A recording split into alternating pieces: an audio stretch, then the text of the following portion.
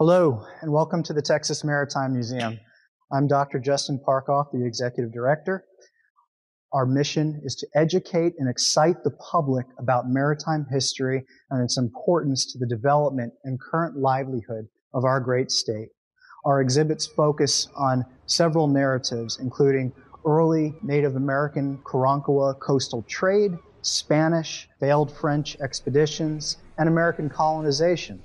The Texas Navy period, which was so crucial to our development as a republic, Western River steamboat cotton trade and navigation, ship construction. Soon, future exhibits will include the numerous sea battles that took place all along our coast during the American Civil War, Union's extensive blockade of Texas. It's amazing how many shipwrecks we have right off our own shore that most people don't know about, and that we are trying to educate about and preserve.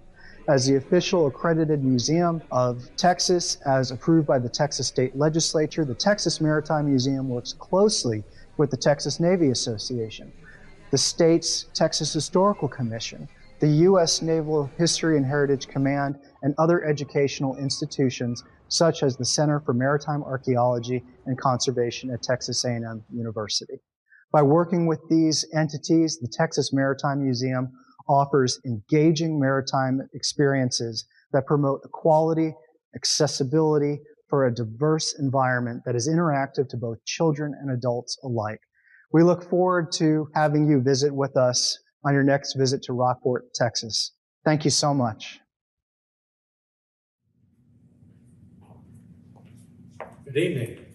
My name is David Wetzel. I'm president of the Texas Navy Association.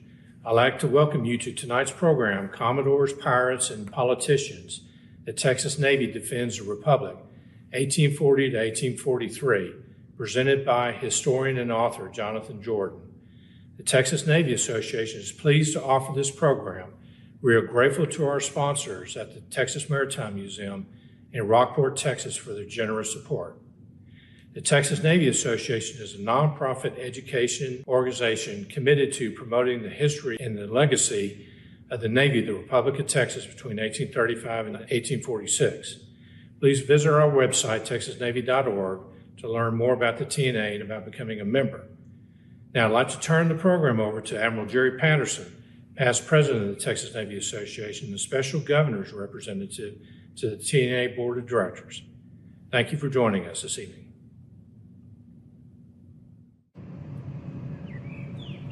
Thank you, Admiral Wetzel. Tonight, the Texas Navy brings you a webinar about the little-known, underappreciated, but heroic Texas Navy of 1836 to 1846. Our program is titled Commodores, Pirates, and Politicians. The Texas Navy Defends the Republic, 1840 to 1843. Our presenter is Jonathan W. Jordan, the award-winning author of Lone Star Navy, Texas, the Fight for the Gulf of Mexico and the Shaping of the American West.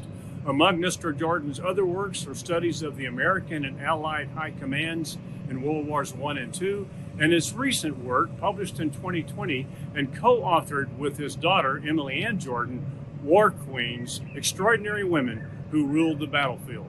Mr. Jordan is a native of Savannah, Georgia, and now resides in Atlanta, where he practices commercial litigation and bankruptcy law. He has an accounting degree from Sanford University in Birmingham, Alabama, and a law degree from Vanderbilt. He previously practiced law in Dallas, and he was commissioned an admiral in the Texas Navy by Governor Rick Perry. Now let's get underway. Admiral Jordan, you now have the helm.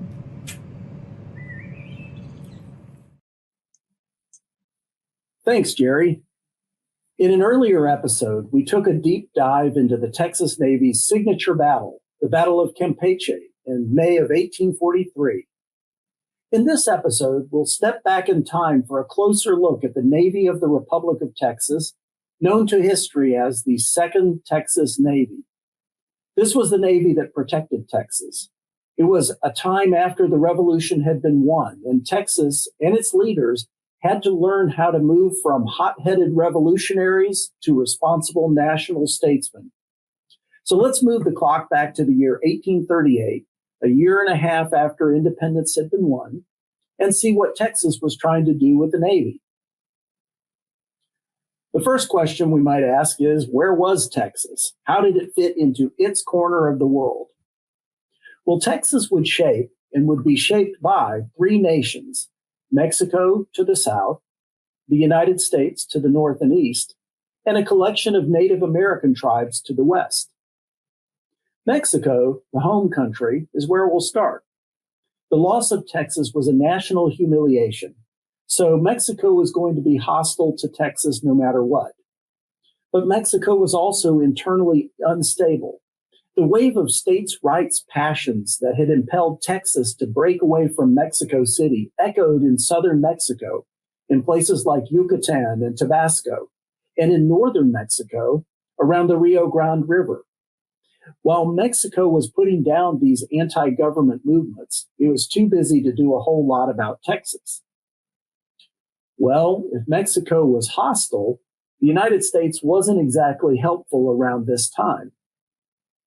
Towards the end of his presidency, Andrew Jackson extended diplomatic recognition to the Republic of Texas.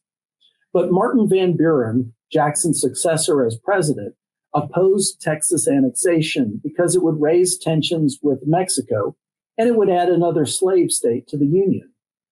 Most Democrats did not want to stir up a political hornet's nest around slavery, so for the moment, Texas was on its own. To the west, the most feared Indians were probably the Comanches, but like other tribes, the Caddo, the Apache, Cherokee, and some others, they presented problems to settlers moving northwest from the little newly founded town of Austin. Now, there was one other country far from Texas, but it also affected the fate of Texas. The British Empire, a customer of Texas cotton, was in a tricky position in the 1830s. Queen Victoria's Britain wanted Texas to remain independent because England didn't want to have to climb over a U.S. tariff to buy Texas cotton, and because England didn't want its former colony, the United States, to grab Texas and become too powerful. But Great Britain also had a lot of investors with the Mexican government, and it was a trading partner of Mexico. So it didn't want to deliver any body blows to Mexico either. It had to walk a fine line. Well, that's where Texas was. But the second question we might ask is, what was Texas at the time, or what did it want to be? After the Texas Revolution, President Sam Houston was elected as president, and he held that office until the 1838 elections. Today, we think of Sam Houston as the brash, tough guy hero of San Jacinto, and he certainly was. But Houston was also a fiscal conservative, a unionist, and he wanted Texas to be set on a solid financial footing if it was going to survive, even temporarily, as a country. The military was expensive, it was hard to control, and it was provocative to Texas's neighbors, the Indians to the west and the Mexicans to the south. Houston wanted to avoid provoking either group, and he wanted to make sure Texas wasn't spending too much money. More farmers and fewer officers was one of old Sam's mottos. But in December 1838, Mirabeau Lamar, Houston's cavalry commander at San Jacinto, was elected to succeed Houston. Lamar was the leader of what became the opposition anti-Houston party, and Lamar's policies were almost diametrically opposed to those of Sam Houston. Houston wanted to keep Texas politically inoffensive to its neighbors, to avoid expensive and bloody wars. But Lamar thought of Texas as possibly a regional power that might push its borders as far as the Pacific Ocean someday. But to do that, Texas would need a robust military capable of pushing out the Indians to the west and protecting her border with Mexico in the south. So at Lamar's urging, the Texas Congress appropriated $250,000 to buy a navy in the year 1839. Now, Texas needed a navy because it was mostly undefended, at least at sea. The 4 warships that formed the Navy of the Revolution had been lost by the fall of 1837. That meant that Mexico should have been able to launch an amphibious invasion to retake Texas by the end of Sam Houston's presidency. But Mexico couldn't do that. It was for 2 reasons. The first was Mexico's internal instability, which kept the government busy deploying troops here and there, putting down brush fires. The other reason was because of some French pastries. After Santa Anna was pushed out of power, Mexican President Anastasio Bustamante got Mexico into a war with France by refusing to compensate a French baker for confiscating a pantry full of chocolate eclairs. Well, if you know much about France, you know they take their pastries seriously, and France declared war and sent Admiral Charles Baudin with a fleet to attack Veracruz. The Mexican government recalled Santa Anna to lead the troops. He lost his leg in a battle, and the French fleet captured the Mexican fleet. And the matter wouldn't be resolved by diplomacy until 1839. Now, when we talk about what Texas was around this time, we have to look at its finances. Texas was basically broke. It had no foreign currency to speak of and no gold and silver reserves to back its money. The only thing it really had was lots of land. Under President Lamar, Texas began issuing paper money called redbacks, named after the color of the back of the paper. These were the 19th century equivalent of junk bonds. They were worth about 37 cents on the dollar when they were first issued, and as government debt swelled, investors devalued them and eventually stopped taking the redbacks altogether. Now, in 1837, the Texas Congress passed the Naval Act. It was an act calling for the acquisition of 6 warships. And before long, Texas agents in Baltimore entered into a contract with the shipbuilding firm of Frederick Dawson and Sons to build these 6 ships for a total of $280,000. The contract provided that if Texas did not pay the firm on time, it would have to pay a 100% penalty. So the guys at Frederick Dawson and Sons went to work on the ships, apparently not thinking that if Texas didn't have the money to pay them $280,000, it probably wouldn't have the money to pay $560,000 either. But on they went. Now, the first warship to reach Texas didn't come from Baltimore. In March of 1839, the elegant steamboat Charleston sailed into Galveston Bay. She was a passenger and mail steamer bought in Philadelphia and renamed Zavala, after the interim Texas Vice President Lorenzo de Zavala. Over the following winter, after going to New Orleans for extensive and expensive repairs, she returned to Texas in 1840 to prepare for her cruise against Mexico. When completed, Zavala probably had 8 guns. Sometimes guns were moved to other ships or to shore. But her real power wasn't in the number of cannons she had, it was her mobility. She could move at the very fast pace of 12 to 16 knots in good weather with her engines at full throttle. And with a good solid load of Pittsburgh coal, she could keep up ahead of steam in her engines for 25 days. Most importantly, those steam engines freed her from the caprice of the winds.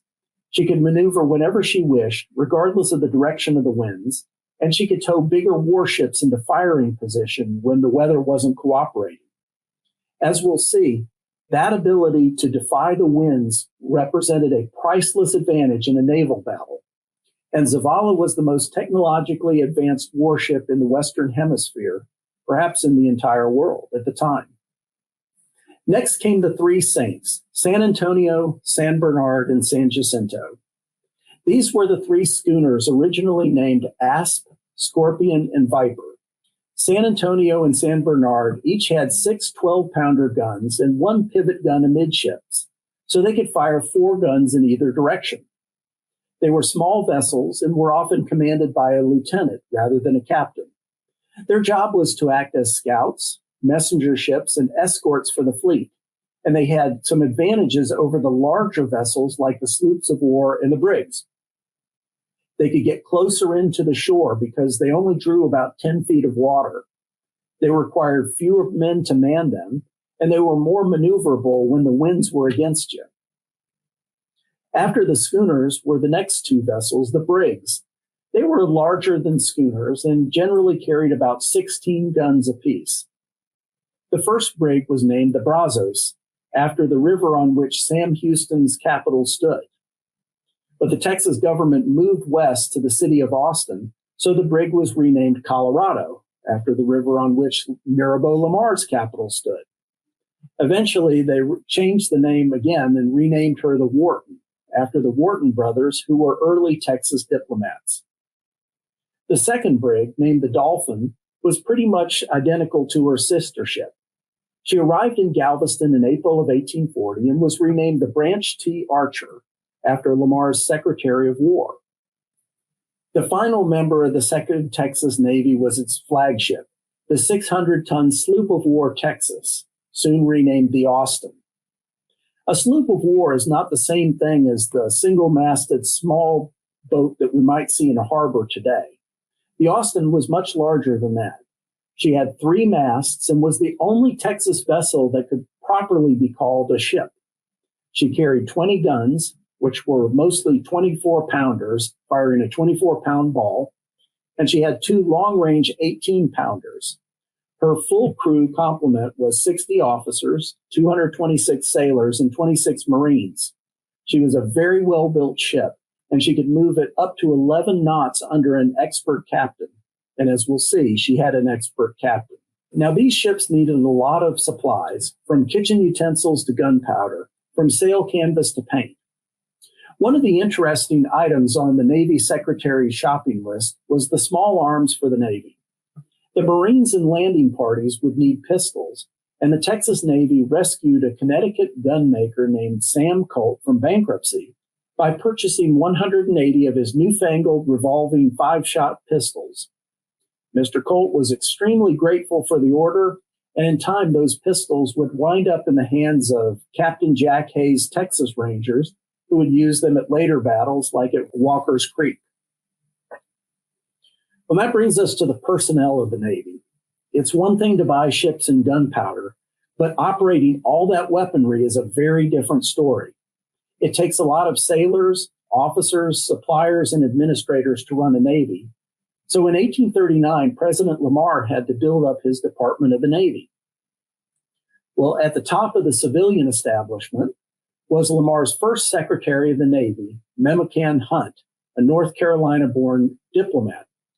He was succeeded after just a few months by Lewis P. Cook, a New York Army volunteer who arrived in Texas just after the Battle of San Jacinto. Now, both Hunt and Cook were decent administrators who sympathized with the Navy. They believed in it. The problem was they didn't have a whole lot of money to work with. And like other Navy secretaries, they were sandwiched between the president at the very top and the naval commander. So they couldn't really do too much in their jobs except transmit orders from the president to the Commodore in charge. Next on the totem pole came the head of the Naval Department, Commander John Grant Todd. A native of Lexington, Kentucky, Todd moved to Mexico in the late 1820s and enlisted in the Mexican Navy. Originally, Kentucky Senator Henry Clay got him a midshipman's appointment in the U.S. Navy, and Todd served with a lot of enthusiasm, but not a lot of skill. He failed his midshipman's examination 3 times, and finally, in 1836, the U.S. Navy permitted him to resign. Early the next year, the ex-midshipman heard rumors that Texas was building a fleet, and when Texas signed a contract for the construction of a squadron in Baltimore, he traveled there to the shipyards to help oversee the ship construction. Well, the most important position, commander of the fleet, still needed to be filled in early 1839. The last unquestioned commander of the fleet had been Captain George Wheelwright. He had been sacked by Sam Houston in April 1838. Since Captain Wheelwright's fall from grace, the fleet, which really only existed on paper, was commanded by a succession of lieutenants who had little to do but drink whiskey and make sure not too many naval supplies got stolen out of the Navy shed. But in the spring of 1839, President Lamar found a man who would check all the boxes and become the Texas Navy's leader for the rest of its colorful life, Post Captain Edwin Ward Moore. Edwin Moore was born in 1810 to one of the great families of Virginia. His grandfather had been a Revolutionary War officer wounded at the Battle of Brandywine Creek. An uncle fought in defense of Washington, D.C. during the War of 1812. Young Edwin Moore attended Alexandria Academy, a school founded by his grandfather, and one of his schoolmates was a lad from Stratford Hall, Virginia, named Robert E. Lee.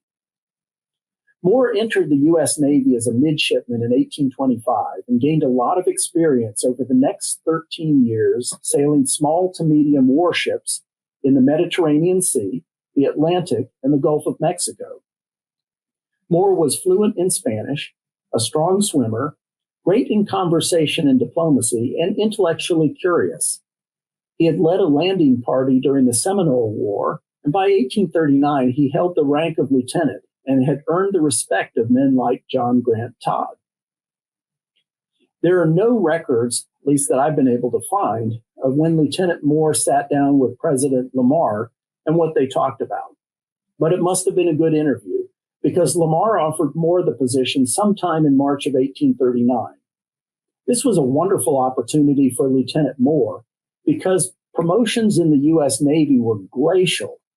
Everything was done by seniority, so you had to wait for the guy in front of you to die to take his place. And there were still some officers from the War of 1812 hanging around. Moore accepted command of the Texas Navy around April 21st, 1839, and he took the rank of post captain, which today we would call the rank of captain. Now, it takes a lot of men to operate a warship. They have to keep the vessel safe in all types of weather, all day and all night, and they have to be able to fight the enemy at close range, at long range, in a boarding party, or on land. In 1839, Commodore Moore took the brig Colorado up to New York City on a recruiting trip for sailors, officers, and Marines. The American Neutrality Act of 1818 made it illegal to recruit sailors on American shores, but Commodore Moore somehow managed to stay under the radar as he lured men aboard with recruiting bonuses and promises of prize money. He got out of town just ahead of a military investigation and headed back to Galveston to distribute the new men among his ships. Well, before we get into the Texas Navy's operations from 1840 to 1843, I'd like to say a word about the ranks because they can be a bit confusing. The lowest rank aboard ship at the time is called a landsman. That's basically a landlubber who can work on the ship. He's not skilled in going up the yards and working the sails or the lines up top, which can be a dangerous job. Landsmen basically pull on the lines, they clean the decks, they move the cannons, and they do other jobs around the ship. They work the guns in combat along with the other sailors. The next level is the ordinary seaman, followed by the able seaman. These are the guys who do most of the actual work on the ship. The petty officers on any vessel are sort of a lower middle management. They oversaw the management of the sailors. There was also the commissioned officer class. Above seamen are the midshipmen, who are usually teenage boys who aspire to become officers. They did not have a commission yet, but if they pass their exams and have enough experience, they can go on to become lieutenants, who are the commissioned officers who run the watches or the shifts on the ship. Now, on small vessels, the smaller ships, the lieutenants can command a ship as a lieutenant commanding. And above them is the rank of master and commander, which is usually shortened to commander. So Commodore Moore's right-hand man, John T.K. Lothrop, was a commander, as was John Grant Todd. Well, the highest rank at the time in both the U.S. and Texas Navies was post captain, later shortened to just captain. Originally, a post captain was a guy who commanded a ship that had at least 20 guns. And in Commodore Moore's case, they originally didn't have a ship like that until the Austin arrived. But as we'll see, they got one, and Commodore Moore put it to good use. Last couple of things on ranks. Back then, there were no admirals. The United States Navy thought that admirals sounded too much of a rank of royalty, like Great Britain had. So the top rank until 1862 was captain. A commodore was a courtesy title given to a commander of a squadron of ships, usually a dozen or fewer. Now, there were also warrant officers who had these specialized jobs and would never get promoted to lieutenant or captain or commander. These warrant officers included sailmakers, armorers, the purser, that's the guy who handled the money of the ship, boatswains, surgeons, gunners, and a few other types like that. The last category of inhabitant aboard a warship was the Marines. They were the guys whose job was to maintain law and order aboard ships, protect the officers from the sailors, and in combat, act as infantrymen. In the Texas Navy, the highest ranking Marine was a major, and usually on board ships, they were commanded by lieutenants or captains. So with the wooden ships and iron men all pulled together, by 1840, the Texas Navy was ready to make its first voyage to sea. But they had to get past some Austin politics before they could weigh anchor. As 1840 opened, the Fourth Texas Congress dealt President Lamar a string of political setbacks. It passed a bill that disbanded most of the Texas Army, and on February 5th, it put the Navy into ordinary, which we sometimes call mothballs. The law allowed President Lamar to ignore the mothballing of the Navy in the event of a national emergency. And President Lamar read newspaper accounts, some of which were accurate, that Mexico was in the process of buying warships so it could invade Texas once more. Now, President Lamar, for all of his anti-Mexican feeling, was intelligent enough to know that Mexico was a big place, and Texas had a lot of friends there as well as a lot of enemies. Lamar's enemy was the central government of Mexico City, and his friends were the Federalist rebels who wanted stronger local government control. This feeling was particularly high in the outlying regions like Tabasco in the south and the Mayan part of the Yucatan Peninsula, as well as northern parts closer to Texas. Now, Mirabeau Lamar figured that if he could keep Mexico's central government busy putting down rebellions across the country, Mexico wouldn't be able to invade Texas until Texas was too strong for it to subdue. This was particularly true in Yucatan. And so President Lamar told the Texas Congress, here's what he said, instead of unifying with the benighted, the corrupt, the priest-ridden portions of Mexico for our extermination, they, the Yucatecos, are themselves at war with a very power that withholds our rights and seeks our destruction. Every blow that they deal upon the bigotry and tyranny of Mexico is as beneficial to us as it is to them. So President Lamar decided to use the Texas Navy and triangulate with Yucatan to keep Mexico in line. In the summer of 1840, a Texas envoy named James Treat was negotiating with Mexico over the recognition of Texas. And because of that, the Texas Navy couldn't just go down the coast and start shooting up Mexican ships. The first mission of the new Texas Navy was diplomatic, and it was to Yucatan.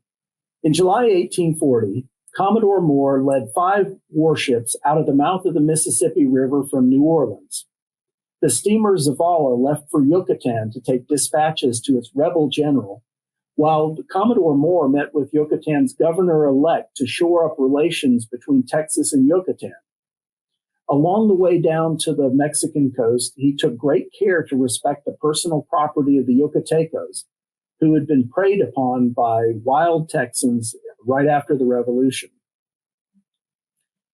Because Texas was negotiating with Mexico at the time, Commodore Moore knew he couldn't take any offensive action.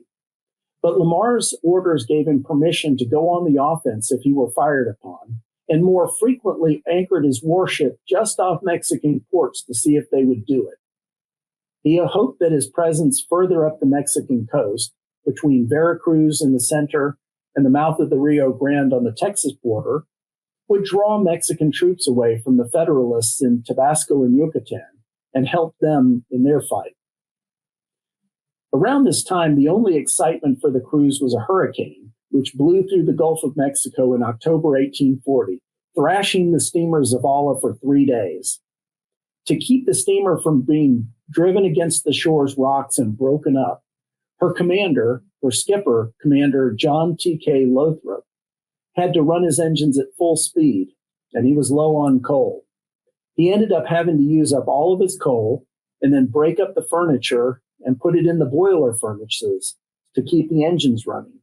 Then he had to break up the yards on the masts and the doors and the planks of the decking, and he had to burn all of that until you could hardly walk from one end of the ship to the other. He tossed over all the cannonballs, tied ropes to the cannon, and threw them overboard to act as anchors, and barely survived. But the Zavala did survive and made it back home. Around that same time, the schooner San Jacinto was the first big loss of the Second Texas Navy. She was lost when her skipper, Lieutenant James O'Shaughnessy, anchored her too close to the rocks at the Arcos Islands in the southern Gulf of Mexico. A storm drove her against those rocks, and she became the first vessel of the Second Texas Navy to be lost. The one capture around this time was a Mexican merchant ship, the Anna Maria, captured by the schooner San Antonio, which was commanded under Commodore Moore's cousin, Lieutenant Alex Moore. But it turned out that the Mexican ship belonged to the U.S. Consul to Texas, and the papers made a big stink about it.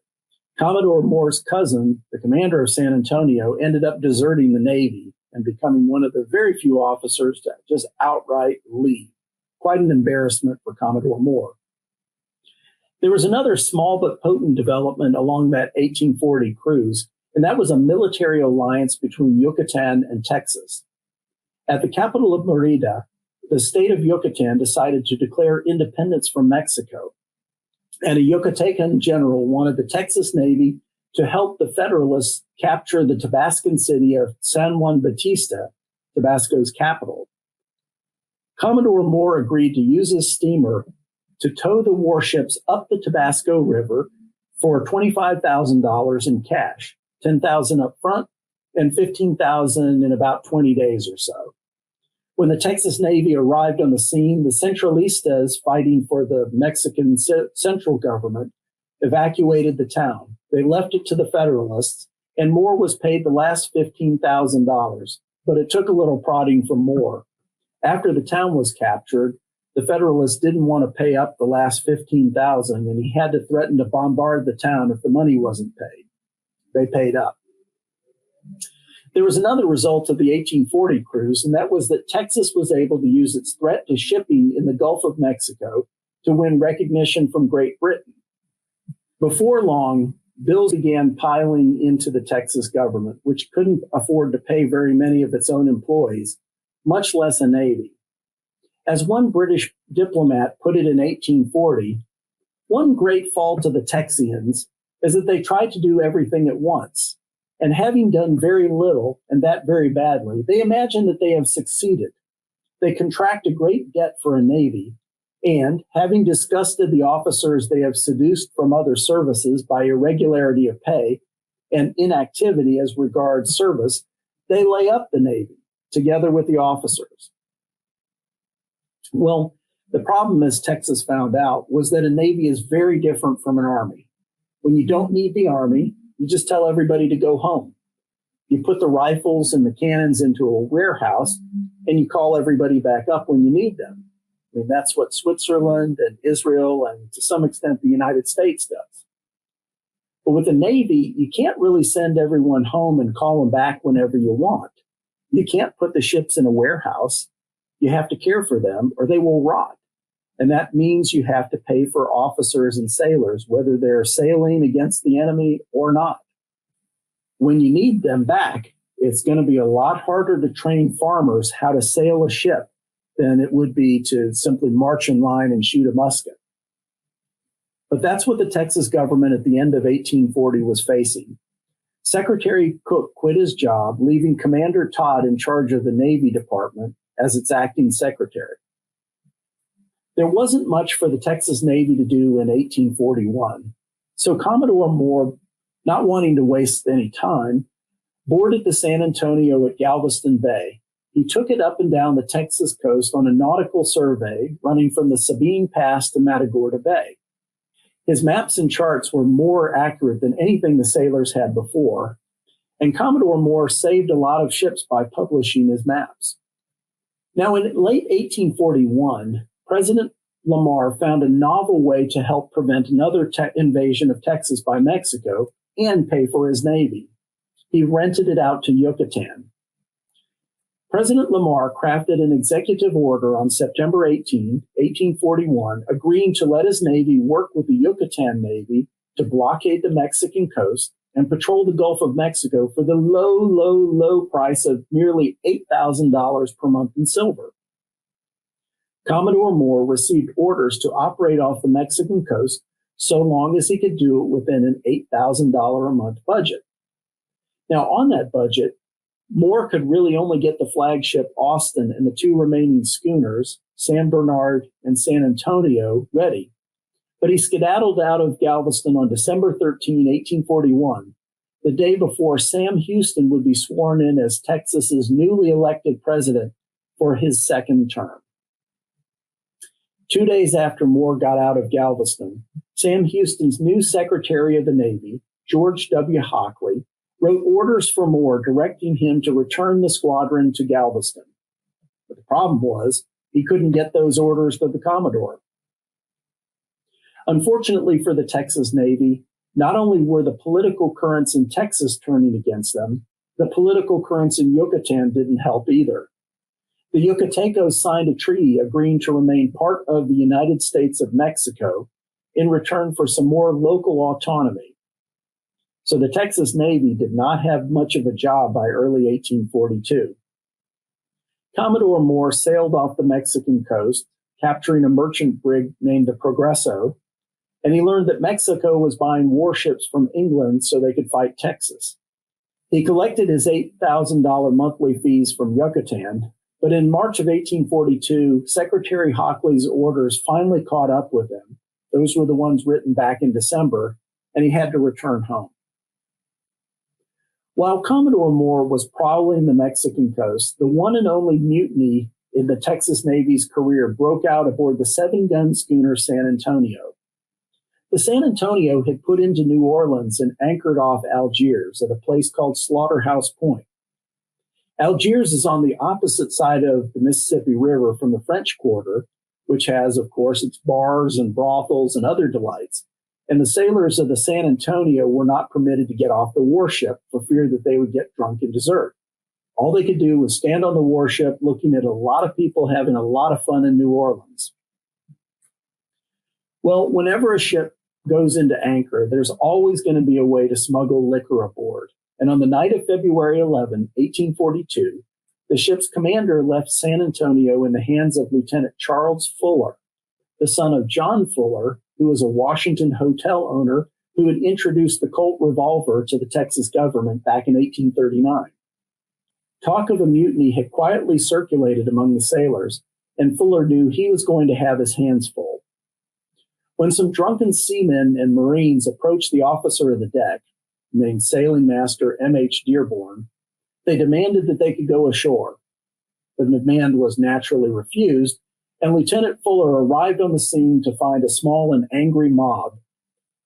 He called out the Marines, which was standard procedure, but one of the ringleaders of the mob was a drunken Marine sergeant named Seymour Oswald. Oswald opened up the ship's arms locker and returned with the drunken sailors and some Marines brandishing pistols, tomahawks, muskets with bayonets, and cutlasses. Oswald slashed at Lieutenant Fuller with a tomahawk, but missed. Fuller went for his pistol, but the Marines opened fire, killing Fuller with a pistol shot to the lung. 2 other midshipmen were wounded as they tried to defend their lieutenant, and they were all locked down below decks as the mutineers rowed over to the French Quarter in the ship's longboats. Local authorities and some Marines from the U.S. Revenue cutter Jackson heard the commotion and quickly rounded up most of the conspirators. They put them in a local jail for now. Lieutenant Fuller's body, which is now in the Texas State Cemetery, was buried at the Girard Street Cemetery, which is now covered up by the parking lot for the Louisiana Superdome. It's an irony that the only fatality of a Texas mutiny was a man killed by a Colt revolver, which his father had introduced to Texas. Around that time, Commodore Moore took the Austin down to the town of Carmen on what's now called the Mayan Riviera. Commodore Moore wanted to give his sailors a break, but they did what tourists have done for centuries in that part of Mexico. They went into the local bars, they got drunk, and they got into fights with the locals. The fights turned into a riot, and one seaman from the San Bernard was killed. Commodore Moore, hearing the ruckus, waded into the mob and knocked seamen and locals aside, and he bellowed out that he would burn the town to the ground if the locals didn't leave his men alone. He had his Marines and officers gather up his men and shove the drunkards back into the ship, and he got out of there. By this point, and we're now into early 1842, Commodore Moore had to return home as ordered. On the way back, he captured 3 more Mexican vessels, but that didn't really matter. He had to come home. Around the time that Commodore Moore got back to Galveston on April 1st, 1842, the Mexican army had sent General Rafael Vasquez with 600 regulars to sack San Antonio. The Texas government ordered Commodore Moore to blockade the Mexican coast, but he had no money to do it with, and the Texas government couldn't give him any money to hire sailors. He used some of his personal credit to pay his sailors, but without real money from either Yucatan or Texas, he couldn't do much. Well, throughout 1842, President Sam Houston, back in office, had made no secret of his dislike for the Texas Navy. In part, that was because he really didn't understand it. And in part, it was because when the Navy went to sea, the president could no longer control it. Now, Houston thought that the best way to defend Texas's coastline was to erect big artillery batteries, forgetting, I guess, that Texas had over 500 miles of coast where the enemy could land, and he would never have enough cannons to defend everything. Houston ordered the Navy to attack, but he wouldn't release payment of $20,000 in exchequer bills, which were basically promises to pay, that the Texas Congress had appropriated. And even when the Texas Congress appropriated payments to the Texas Navy specifically, Houston wouldn't release the money. Eventually, Sam Houston decided to get rid of Commodore Moore. He gave him the $20,000 in exchequer bills, and he said, I only want you to use those as collateral for a loan. And I want you to promise that you can sail against Texas if I give you this as collateral. Commodore Moore found this to be impossible, since Texas bills had very little worth in the market. They were, as I said, the junk bonds. And so when he couldn't go move against Mexico, Houston decided that Commodore Moore had disobeyed orders and he would court-martial the Commodore. Well, at this point, there wasn't a lot to the Texas Navy anyway. The Zavala, by this time, summer of 1842, lay rotting in Galveston's harbor, and it was obvious that she would never sail again. The brigs Archer and Wharton had not yet sailed against Mexico, and after the return trip following the mutiny, the San Antonio disappeared, never to be seen again.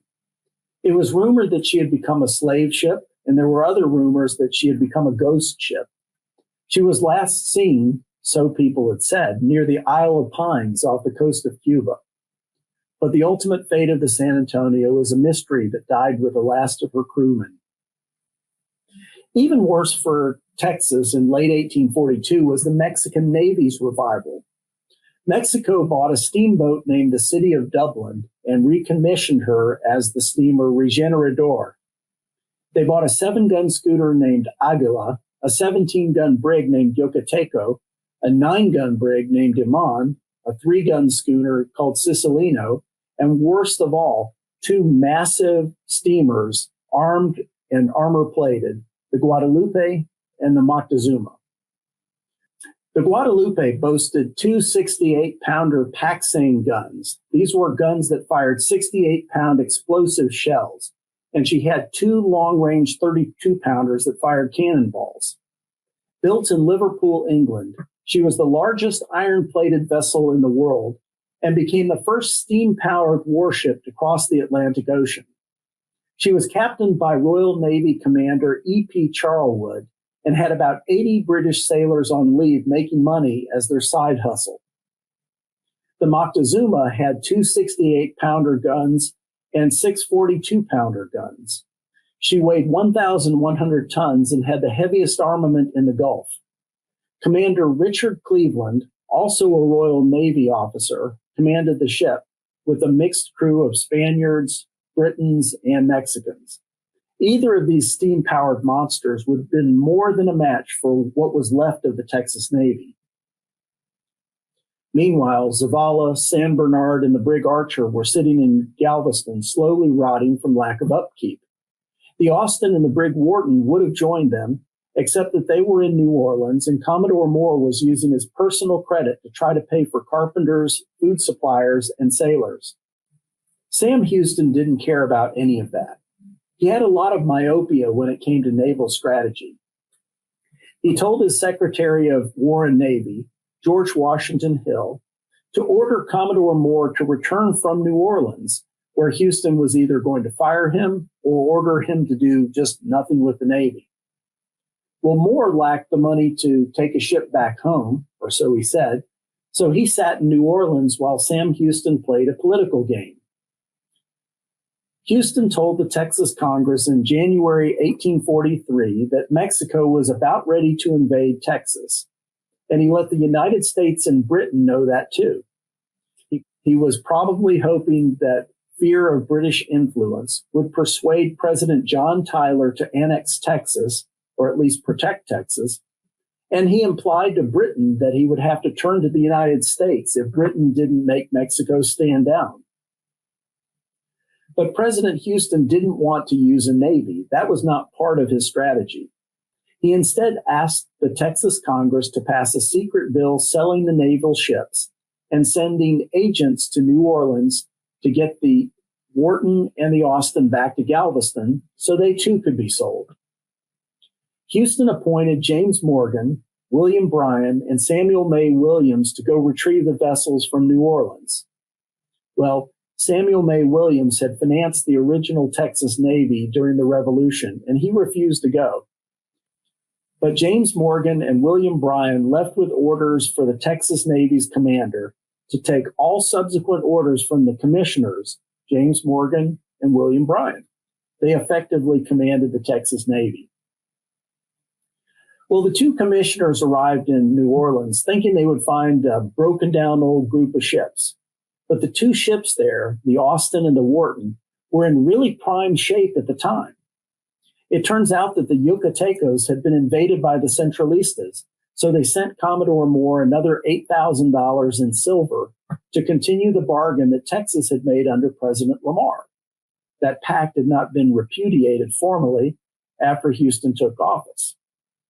So the ships and the men looked like they were in great shape, and Commodore Moore explained to the two commissioners how Texas was in mortal danger if the Centralistas were able to pacify Yucatan.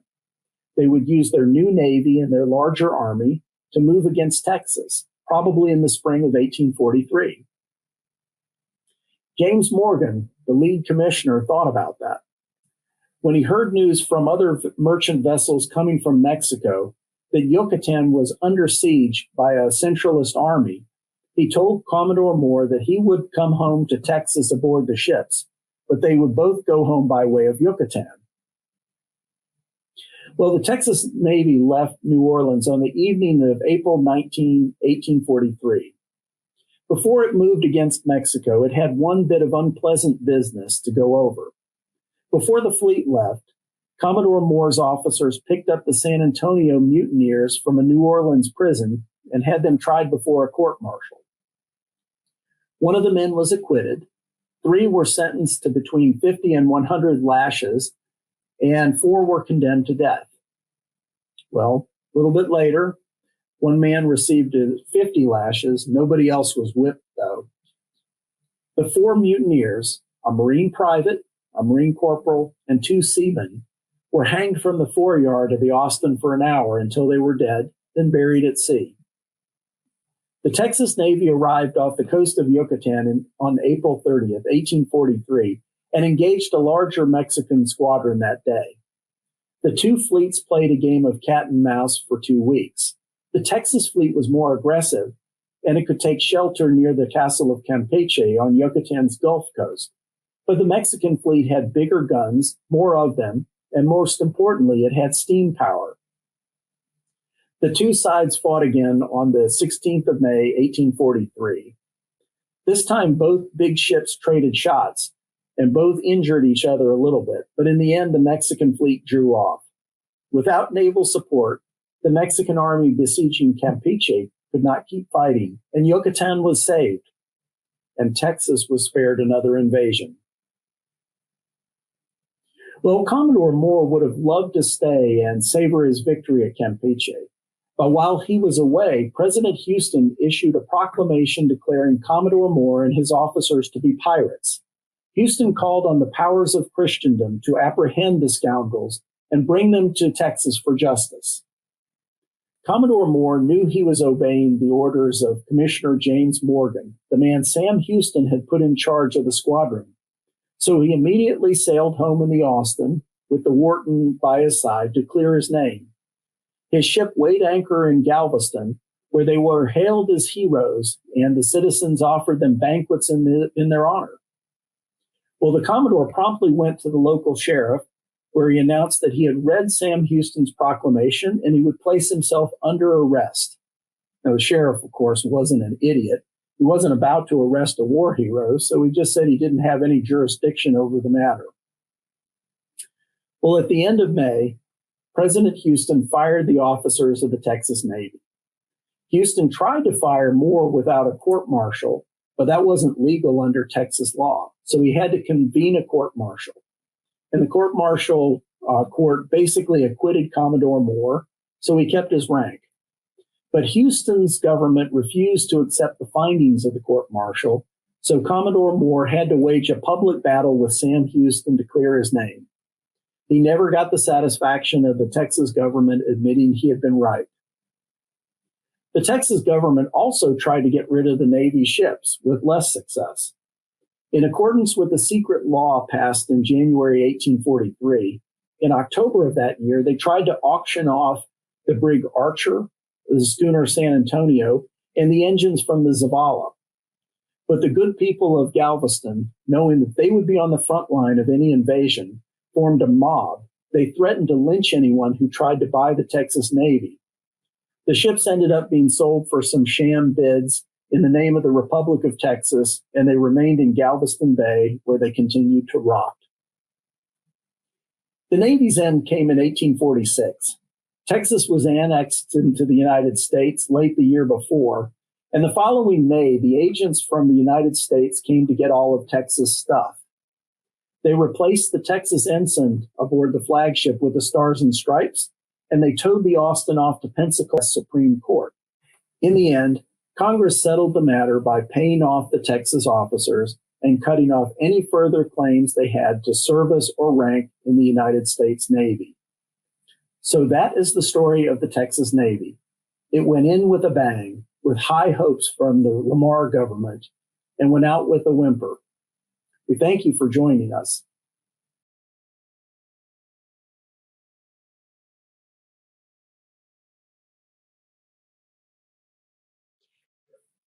John, thank you very much for your presentation this evening. It was absolutely fantastic. Now, a little bit earlier, we went on social media and we invited members of the public, people who are interested in Texas Navy, to submit questions to ask after this. So would you be available to answer a few questions now? I'd love to. Thanks, Andy. Okay. The first question is, this is kind of a fun one. If you could do a sit-down face-to-face interview with either Edwin Moore, Sam Houston, or Santa Anna, which would you choose and why? I love it. I think probably Sam Houston of all those three. I mean, he was the enemy, the nemesis of the Texas Navy, so I shouldn't like the guy. But he had a long-term view of the relationship between Texas and the United States. He was a unionist, and he never wanted Texas to join the Confederacy. he had a very good sense of leadership, even if he was myopic when it came to naval strategy.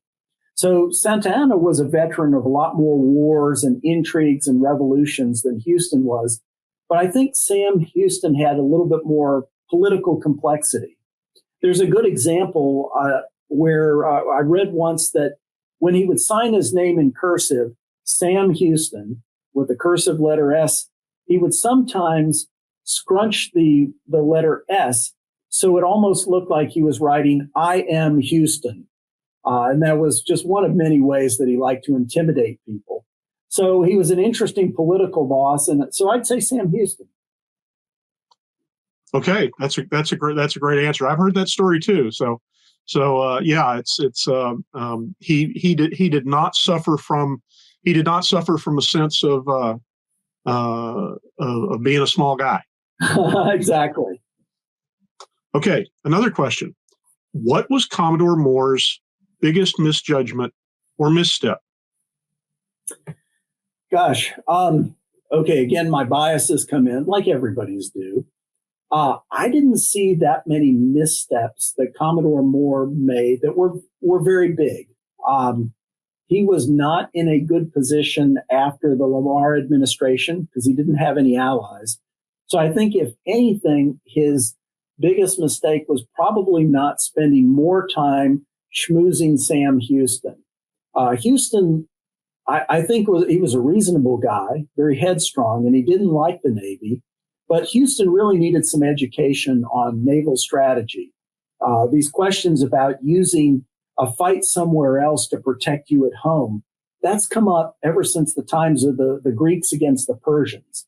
And so I think Commodore Moore's biggest mistake was probably not doing enough to work up a relationship with Sam Houston. It might not have helped in the end, but I think if that would be the only place I'd fault him. He was an exemplary commander in virtually all other respects. Okay, thank you. Here's one. Did the Texas Navy or the Texas Army have Paxan guns like the Mexicans did? And if not, and the Texas Navy had been destroyed at the Battle of Campeche, would that have left the Texas open to being invaded? Would the Mexican Army, would the Mexican Navy have used those ships to shell Galveston? I think go into the first part of it. The Texas Navy did not have those big shell firing guns. There was a group of shell firing Paxan cannon that Sam Houston had looked at buying for coastal defense and concluded they were just too expensive. But if the Texas Navy had lost in May of 1843 off the coast of Yucatan at Campeche, there probably would have been some large-scale raids on Texas for certain. Remember, by 1843, though, we were now into the administration of John Tyler, Mr. Manifest Destiny. And he was the one pushing for the annexation of Texas. So I think there is a decent chance that he would have sent in troops from the Louisiana district nearby to help defend Texas. So in the end, probably there would have been some shelling by Mexico. There would have been some raids. Whether they could have taken and held Mexico would be very tricky. I think the only thing Mexico would have had going for it at the time is that President Tyler, kind of being an accidental president, didn't have a whole lot of support from his own party. But I think Tyler would have wanted to use a Mexican invasion of Texas in the same way that the Nueces Strip became our cause for war in the Mexican War a few years later. Thank you. So here's another question. The U.S. Navy during this same time period had fairly significant numbers of African American and Afro-Caribbean sailors. Did the Texas Navy? That is a wonderful question, and it's hard to pin down a real answer to that. I've looked back through the muster rolls to try to find at least some of them. certainly there were African and Afro-Caribbeans who had been enslaved. John Grant Todd, for instance, had a slave and who had a free wife who was his cook.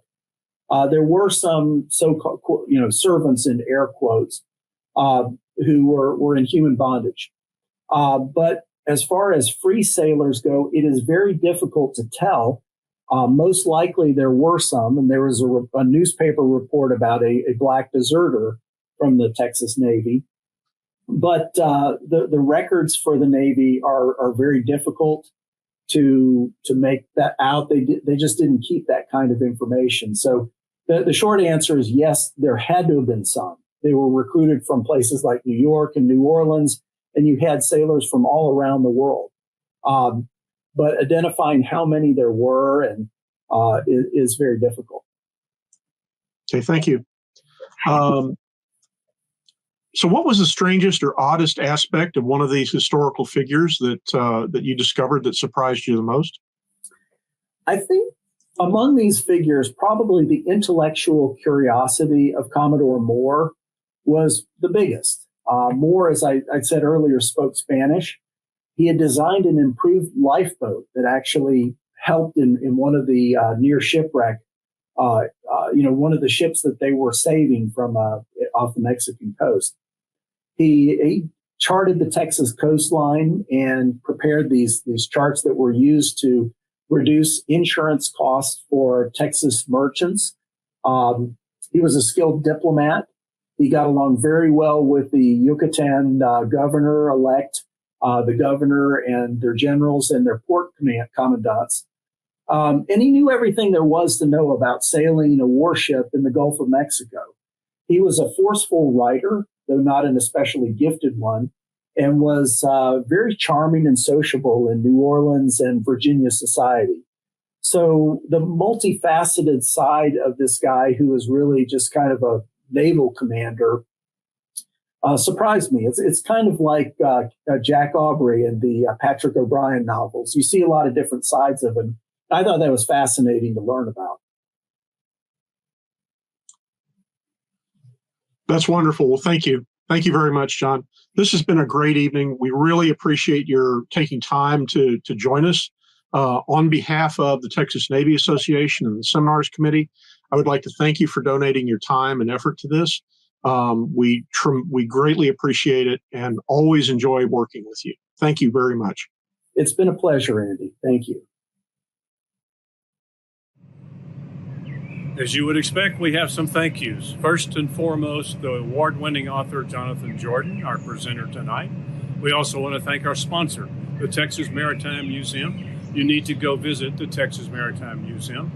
We want to thank our Seminars Committee and thank the Texas Navy Association. And you can find information about the Texas Navy at texasnavy.org.